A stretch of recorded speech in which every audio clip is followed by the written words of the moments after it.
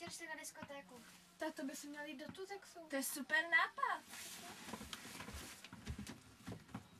Hele, Tuzex. No jo. Utratíme všechny bony. Ale já se bojím.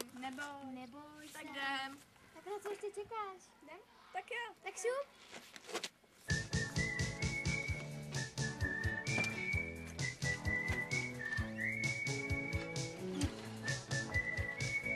Tyhle věci už nikdy nepotřebujeme. Na to bude dát. Jo, já jsem si tohle díny přála úplně vždycky. Jdem na to.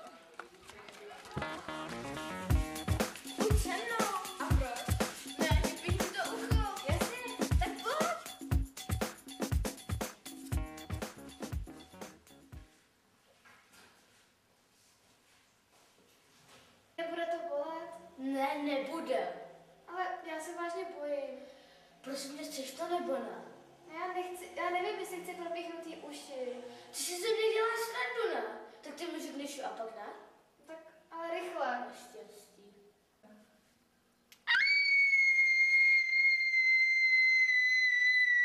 Tak teda, máme tam v tom růžovém, tak je jo.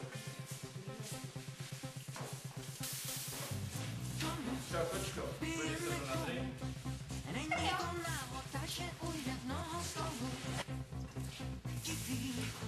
Tak co ráno piješ? Jo. A dáš si laskovou? Halleluja. Jasně. Tak co si dáte? Dvakrát růzkovou. Takže bacony. Prosím. Prosím tě, dej tu kolu, já mám něco lepší. A co jako? Já mám na 2 koly. Hustý. Co do děláš?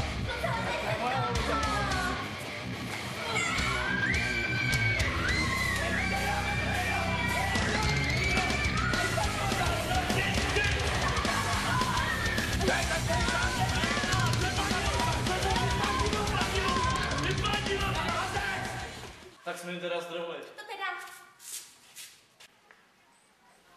Dobrý den. Dobrý den. Poprosím vaše doklady. A k čemu jako?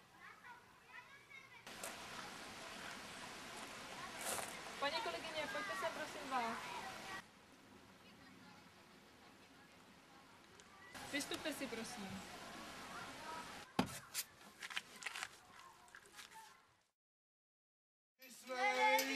Co jsme udělali? Proč my? Ale zevnitř auta si krásně Šup na mě.